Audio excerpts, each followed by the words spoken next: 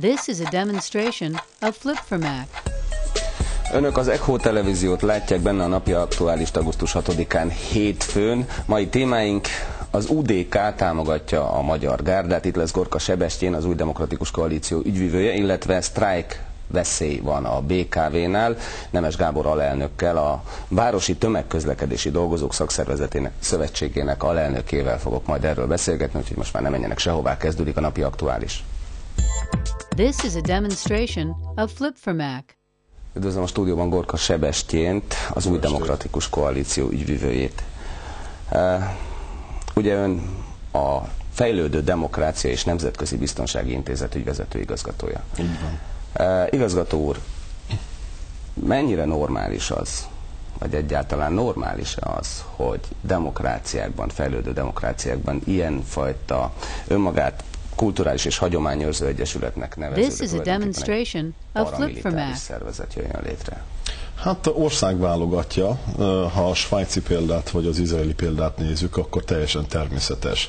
Ha olyan kis országról van szó, amely nem rendelkezik hatalmas nagy tömeg hadsereggel, akkor a területi védelem alapra épül egy ilyen rendszer, vagy épülhet, és még Amerikában is, ahol a legnagyobb, leggazdagabb hadsereg létezik, ott is vannak ilyen programok, ahol az ember példaképpen majdnem ingyen hozzáférhet fegyverhez, ha részt vesz egy szervezett lőkiképzésen, és mindig tagja egy egyesületnek. Ez nem egy de ezek állami felügyelet vannak, tehát Svájcban gyakorlatilag a hadsereg alapja ez a fajta területi szerveződés. Mondjuk Amerikában nem, az állam támogatja, leselejtezett fegyvereket is odaad, de ez mindenképpen... De ők a Nemzeti Gárda tagjai, nem? Nem, ez egy egyesület, ez egy teljesen más jellegű lőkiképző egyesület, ami egyesületi formában működik, de nem ezért jött létre ez az ötlet szerintem. Itt világos, hogy Magyarországon a tavalyi zavargások után lehetett mérni egy igényt arra, én ott voltam a TV székház ostrom idején, és az érdekes dolog, hogy ott nem a rendszerváltást átélő 40 korosztályú emberek voltak, hanem nagyon sok fiatal ember, aki látja azt, hogy a társadalom beteg. És van egy igény arra, hogy valamiképpen lehessen a lelkét ennek a társadalomnak valamiképpen megvédeni. Most én azt hiszem, hogy erre az igényre, erre a nagy társadalmi igényre a Jobbik észrevett, hogy ebből lehet politikát csinálni, ebből lehet politikai hasznot csinálni. Bocsánat. És emögött, ez a legfontosabb dolog az egészben, emögött nem az UDK-ról szólt a hír, hanem a Jobbik. De tudjuk azt, hogy ezt a Fidesz támogatja hátulról. Mert ezt a fajta... Ez a következő kérdés. Ez a következő kérdés. Önök azt nyilatkozták, hogy a Fidesz-Jobbik kezdeményezést támogatják. Így van. Most miből gondolja, hogy a Fidesz támogatna egy ilyenfajta militáns szervezet? Mert muszáj neki. De miért? Azért, hogyha legközelebb a rendőrök mondjuk, hogy is mondjam, kicsit keményebben bánnak a tüntetőkkel, akkor legyenek a tüntetők között kiképzett emberek, akik vissza tudnak ütni, vagy mit? Nem hiszem, mert én akkor is ott voltam, amikor a Asztórián ott volt több száz Fidesz rendező, akik biztosította a terepet, és senkit nem védtek annak idején, amikor jöttek a rohamrendőrök.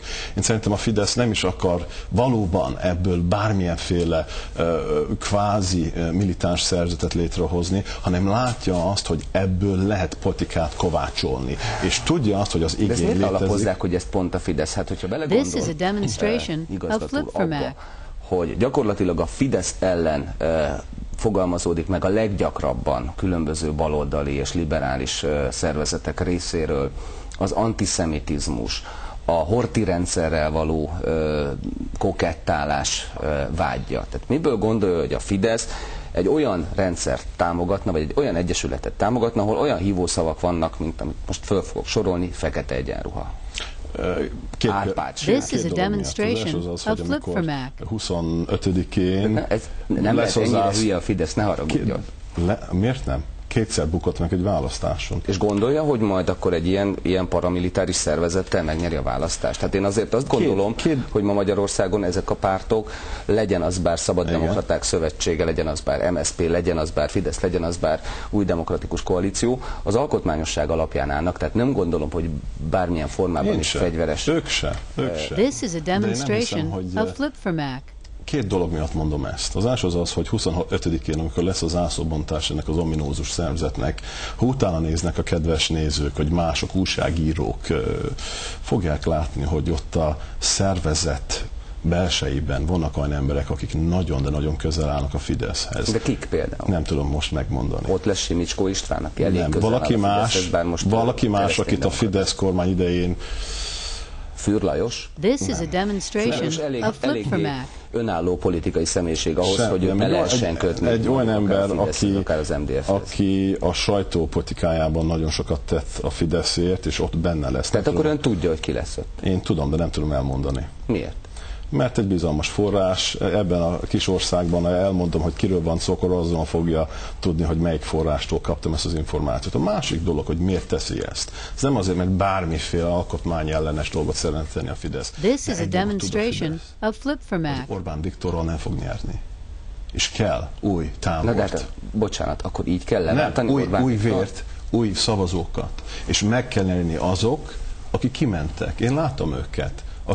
Akik a kormány ellen tüntettek, kimentek, azok a 20 néhány évesek fiatalok, akik nem biztos, hogy a fideszesek voltak, nyilván inkább ultrák voltak. Tehát ha már valahová kellett volna kötni őket, inkább fradista ultrákhoz hasonló. Aki randélírozott, igen.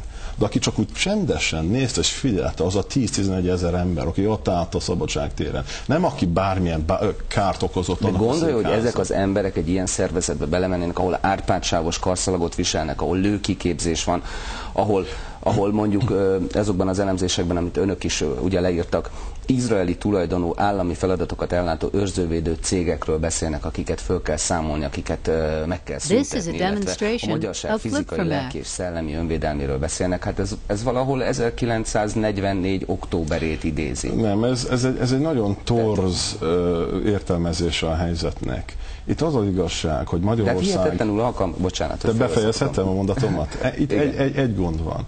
Egy hadsereg, van egy alapvető tény. Egy hadsereg mindig tükrözi az adott társadalomnak az állapotát. És a magyar hadsereg beteg. És teljesen tükrözi a magyar társadalomnak az állapotát. Tömve van korrupciós ügyekkel, most 16 000 katonáról lehet beszélni, holott majdnem kétszer annyi, 40 000 rendőr van Magyarországnak. Ez az ország nem tudja megvédeni magát ezzel a hadsereggel. Most ehhez a Jobbik kitalált valamit, nem mondom, hogy ez egy jó megoldás, de lőkiképzés és egy árpádsávos zászlók a használata egyik sem alkotmány ellenes. Egy dolgot, ha szabad itt, ha már a tényekről beszélünk. Hogy fölkeltse azokat a hangulatokat, amik mostanában a sajtóban megint csak fölröppentek különböző betelefonálós, rádiós és egyéb műsorokban, hogy sokan mondják azt, akik mondjuk megtapasztalták 44-et, megtapasztalták a nyilas korszakot, vagy félnek ezektől a jelenségektől, hogy most kell elmenni Magyarországról. Tehát gyakorlatilag alkalmas arra, hogy az antiszemitizmust felszítsa.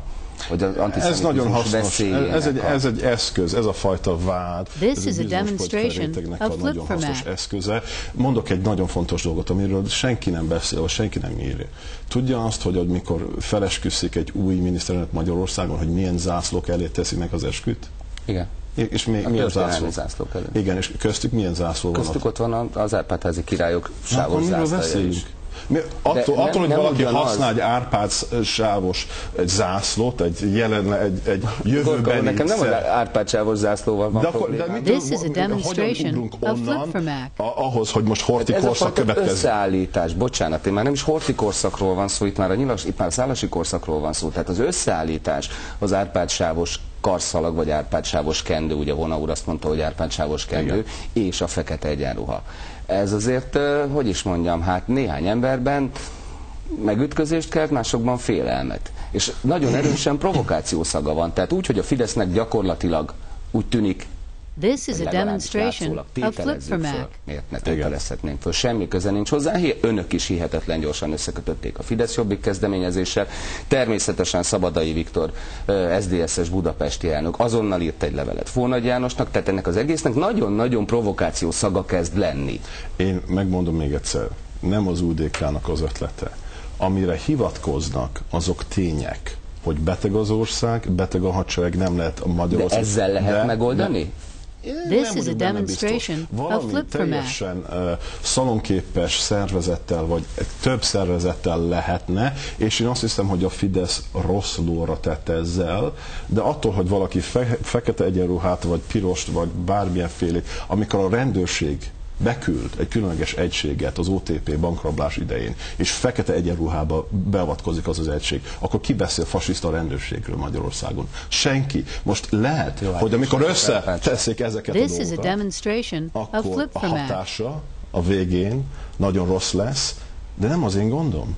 Ez a Jobbiknak és a Fidesznek lesz a gondja. De nem gondolja, hogy azért, ugye használtam az előbb egy nem eléggé hát hogy is mondjam, szalonképes kifejezés nem gondolja, hogy azért nem lehet annyira hülye a magyar politikai elit, hogy ilyen látványos provokációval beleszaladja. Ha akarunk beszélni a hülyeség fokáról, egy olyan pártról van itt szó, amely háromszor bukott, és most a nagy tisztújtás kihirdetés után újból megszavaz egy vezetőt, aki már háromszor bukott. Azt hiszik, hogy Orbán Viktorral fognak megnyerni negyedszer egy bukott vezetővel. Hát mennyire hülye lett ehhez a párt? Nagyon hülye lehet.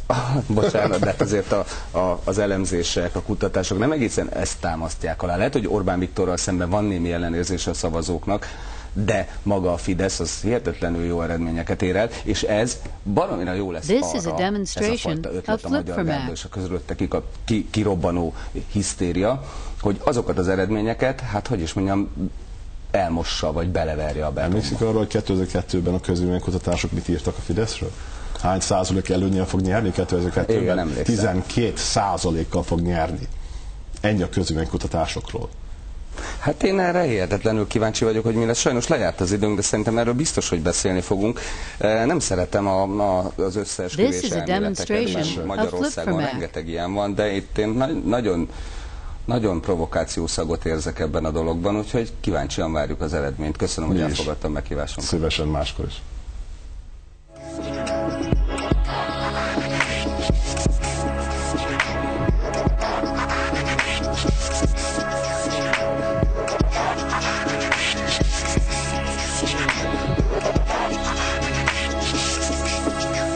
This is a demonstration of Flip4Mac. Napi aktuális második rész itt az Echo televízióban, a stúdióban új vendég, Nemes Gábor, a VTDSS, lefordítom, Városi Tömegközlekedési Dolgozók Szakszervezeti Szövetségének alelnöke. Üdvözlöm, alelnök úr! A témánk pedig, ahogy ezt már a műsor elején is mondtam, sztrájk fenyeget a BKV-nál. Ugye önök a múlt hét végén adtak gyakorlatilag egy ultimátumot a BKV vezetésének, hogyha ma, tehát hétfőig nem válaszolnak azokra a kérdésekre, amiket föltettek, akkor gyakorlatilag valószínű, hogy sztrájk lesz. Úgy tudom, hogy ma megvolt a tárgyalás, és azt is tudom, hogy nem volt megállapodás. Kicsit pontosítanék, itt két kérdés tolódott most egybe, egyrészt a létszámleépítés, a másik pedig a bérmegállapodás. A bérmegállapodásra vonatkozóan jeleztük a munkáltató felé, hogy amennyiben 20-áig nem történik megállapodás, akkor szeptember elejére sztrájkot hirdetünk.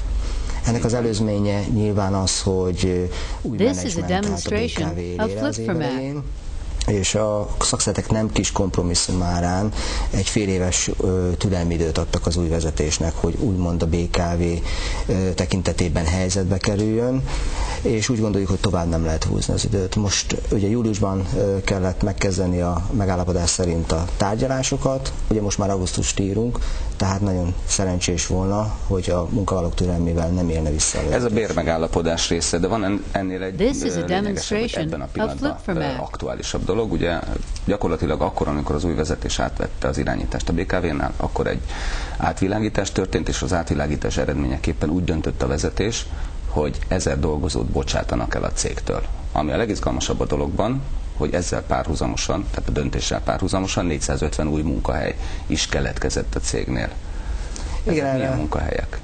Igen, erre a napokban derült fény, erre vonatkozóan is kértünk információkat. This is a demonstration of Flip4Mac. Bejelentése során tárgyalási napot követett, illetve konzultációt kezdeményezett a cég, és igen, kaptunk erre vonatkozóan adatokat, hogy több száz új munkakörre vettek föl munkavállalókat. Azt hozzá kell tenni, hogy ezek nagy része járművezető. Tehát tudjuk, hogy a BKV-nál teljesítmények nem csökkentek, tehát járművezetőkre szükség van, nagy a fluktuáció, de éppen ezért azért azokban a munkakörökben, ahol nem járművezetőket vettek fel, ott azért sokkal körültekintőbben kellett volna eljárni a cégnek. Én azt gondolom, hogy üresen kellett volna hagyni azokat a munkaköröket, és lehetőséget kellett volna biztosítani, hogyha netán valóban a létszámleépítés bekövetkezik, akkor az itt dolgozók akár átképzéssel tudják betölteni ezeket a munkaköröket, és ne az utcára kelljen kerülni. Már pedig most már biztos, hogy bekövetkezik a létszámleépítés, ugye? Hát a létszámleépítést önmagában ezt megakadályozni? Nem tudjuk megakadályozni, viszont az az indok, amelyet megjelölt a csoportos létszámbejelentés kapcsán a munkáltató, azt az indokot, azt okot nem látjuk. Nem kaptunk arra vonatkozóan választ, hogy tulajdonképpen amire hivatkozik a tájékoztatóban, hogy egy úgynevezett stabilizációs, reorganizációs program van a BKV-nál, ilyen nincs, vagy legalábbis mind a mai napig részünkre nem adtak át. Önök szerint nincs.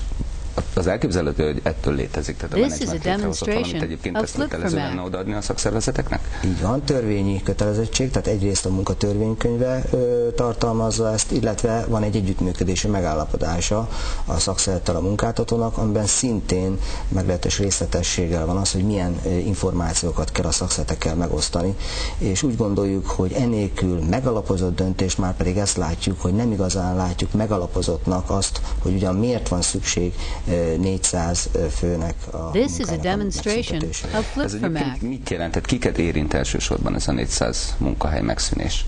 A bejelentés kapcsán az adat látott napvilágot, hogy a 400 fő, ebből a cég első körben egy 100 fő fizikai karbantartó, tehát a kiszolgáló területen lévő munkavállalókat jelölte meg, és az alkalmazotti, a szellemi állomány tekintetében pedig egy körüli 300 főt jelölt meg. Tehát gyakorlatilag irodisták adják a 3/4 ennek. This is a demonstration of Flip4Mac. Mondjuk a járműparkja, az átlag életkor. Hát ez nagyon vegyes, talán külön kéne választani, hiszen az autóbuszok tekintetében talán a 15 évet megközelíti. A villamosok nagyon sokkal idősebb kort élnek meg, de azért azt hiszem ez egy más kategória.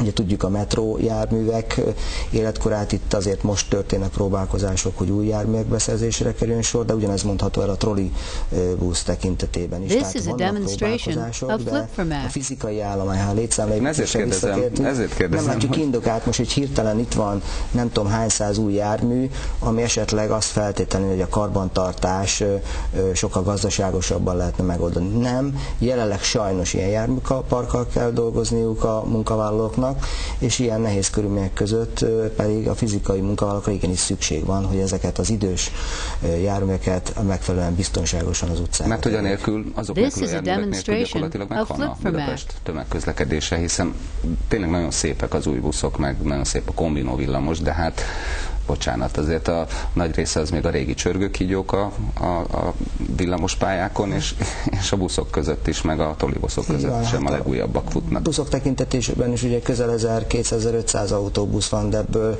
a Volvo autóbuszok mindössze 150 darabot képviselnek, tehát én azt gondolom, hogy ezt is figyelembe kellene venni. Hál' Isten, az utasok szempontjából is a teljesítmények nem csökkennek, tehát ugyanannyi járművet kell az utcára tenni, ugyanolyan sűrűséggel kell járni, ehhez viszont meg megfelelő járműparkot kell biztosítani, amit karban kell tartani, tehát úgy ítéljük meg, hogy szükség van ezekre a munkavállalókra, illetve pontosan az ellenkezőjét nem tudta bebizonyítani a cég, hogy netán itten nagy felújítások vagy új járműbeszerzések következnek be, és netán ezért. Akkor, amikor megtörtént a cégnek az átvilágítása, akkor az önök véleményét megkérdezték erről a dologról, illetve hát nyilván egy ilyen átvilágítás esetén nem csupán a könyveket nézik meg, hanem különböző riportokat készítenek a munkatársakkal is.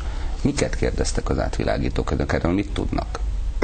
Az év elején egy úgynevezett 100 napos programmal indult az új vezérigazgató, ennek során történt valamilyen átvilágítás. Erről az átvilágításról... De ez egy érdekes kifejezés, ön azt mondja, hogy valamilyen átvilágítás. This is a demonstration of flip from azzal, mi történt valójában. Én nem tudom bizonyítani, és talán nem is célom az, hogy bárkit váddal illesek, de úgy érzem, hogy nem kaptunk teljes körű tájékoztatást az átvilágításról. Bemutattak valamit, hogy racionalizálni kell, hatékonyan kell működni a vállalatnak, ami önmagában egyet is ért a szakszervezet. Ezek szlogenek. De ezt alá kellene támasztani, és mi abban bíztunk, hogy az átvilágítás után az az 50 projekt, amit elindítottak, az majd kideríti, hogy milyen változásokra van itt a szükség a BKV-nál. De az a baj, hogy ez az 50 projekt tekintetében ezek le sem zárultak, tehát valamelyik projekt el sem indult még, van amelyik vegyük fel 50%-ig jutott el a munkában, van olyan persze, hogy kicsivel több, de azt gondolom, hogy teljesen le kéne zárni ezt az 50 projektet, ami a BKV úgymond átalakításáról szól, és azt követően lehet felelősen dönteni, akár arról, hogy milyen struktúrában épüljön föl a BKV, ehhez milyen létszám kell, és a többi. Nem felesleges kiadás az addig? Tehát ezt azért nyilván, ha már a racionalitásról beszél a cégvezetése, akkor ezt önöknek is valamilyen szinten meg kell érteni, nem fölösleges addig ott tartani azokat a munkatársakat, akik adott esetben egy-egy projekt befejezésekor fölöslegessé válnak. Most, tehát én se pró, se kontra nem akarok állást foglalni, egyszerűen csak kérdezek. Világos, azt mi sem szeretnénk, hogy tegyük föl valamilyen indok alapján, mert úgy dönt a munkáltató, hiszen az ő felelőssége, hogy átszervezi a vállalatot, és X munkavállalattól úgymond megszabadul, azt mi sem szeretnénk, hogy később meg kiderülne 2 hónap múlva, 3 hónap múlva, amikor már végkielégítéseket kifizet, és stb., akkor újra föl kell vennie munkavállalókat ugyanarra a munkakörre, mert kiderül, hogy nem jól vizsgálták át, és mégiscsak szükség van egy bizonyos létszámra. Tehát ezt nagyon át kell gondolni, ez nagyon felelős döntés. Ez nagyon érdekes, ugye az előbb beszéltünk arról, hogy 450 munkahely létesült a BKV-nál. Ezek milyen jellegű munkahelyek? Ezekről önöknek van tudomásuk? Ezek úgy fogalmaznám, hogy nem új munkahely, nyilván annak nagy része a járművezető. Ja, a járművezető, ezt már megbeszéltük, de mi a része többi? Teljesen vegyes, tehát ebben vannak mérnök, előadók, sajtóreferens, vagy egyéb más munkakörök, tehát nagyon vegyes a kép, akár lakatost is mondhatnék, mert fizikai munkakörök, tehát ezek mind olyan lehetőségek, amit én azt gondolom, hogy ha jól körbenézünk, és ha sajnos már odáig jut a cég, hogy létszámot kell leépíteni, akkor megvizsgálja azt, hogy nem fölveszek, hanem ezekre, amiket úgyis az elmúlt fél év során ugye betöltetlen maradt volna, ezekre a helyekre próbálom átképezni esetlegesen munkahelyüket vesztő munkavállalók. Mekkora megtakarítást vár a vezetés? Tehát nyilván a mai megbeszélésen erről is szó esett, valahogy megpróbálták önöket meggyőzni. Tehát nyilván elmondták azt is, hogy ez mekkora megtakarítással járhat. Megtakarítás alapján egyetlen egy szám hangzott el, ez a létszámleépítés. Tehát, hogyha 400 fő a vállalattól úgymond elbocsátásra kerül, akkor ez milyen megtakarítást hoz. De azt gondolom, ezt nem csak ebből a szempontból kell vizsgálni, hiszen az előbb beszéltük, hogy meg kell keresni a lehetőséget, ezt a törvény is előírja, hogy lehet a létszámleépítést csökkenteni, vagy elkerülni, és erre viszont átképzési költségeket kellene fordítani a vállalatnak, ez pedig nem jelent meg sehol. Tehát egyébként meg se próbálták kínálni ezeket az új munkahelyeket az elbocsátandó kollégáknak? Hát egyelőre még nem dönthet papíron, mert most még a létszámleépítéssel kapcsolatos konzultációk folytak még a mai napon is, meg elvileg folytatódnak is. A munkáltató terve szerint augusztus 13-án döntene a létszámleépítés konkrét számairól. De hát most önök ezt bíróságon támadják meg, ugye? De hát most ítélkezési szünet van. Van erre valamiféle... This is a demonstration of flip-format. Ön mondta azt, hogy van-e valamiféle ügyelet a bíróságon, igen, mert hogy itt 15 napon belül dönteni kell ebben az ügyben, ugye? Nyilván, elvileg a törvény azt mondja, hogy ha a bírósághoz fordul ugye a szakszervezet, akkor a bíróságnak 15 napon belül nem peres eljárásban dönteni kell. Hogy most az ítélkezési szünet erre hogy hat ki, hát erre most nem tudok válaszolni. Egyetlen kérdés, lesz bérmegállapodás ön szerint augusztus 20-án? Hát erre nem tudnák most válaszolni. This is a demonstration of flip-format. Mennyire eltökélt a BKV dolgozói közössége a sztrájkban? Azt gondolom, hosszú-hosszú évek óta nem volt sztrájk, talán 93-as év volt, amikor utoljára sztrájk volt a BKV-nál, soha nem volt a célunk, hogy ezt az eszközt használjuk. Hogy most szükségre rá, azt nem tudom, de hogy komolyan gondoltuk a bejelentésünket, az biztos. Nemes Gábor, nagyon szépen köszönöm. Kedves nézőink, önök a napi aktuálist látták augusztus 6-án hétfőn. Holnap Matusz Gábor várja önöket ebben az időben. Köszönöm megtisztelő figyelmüket, viszontlátásra.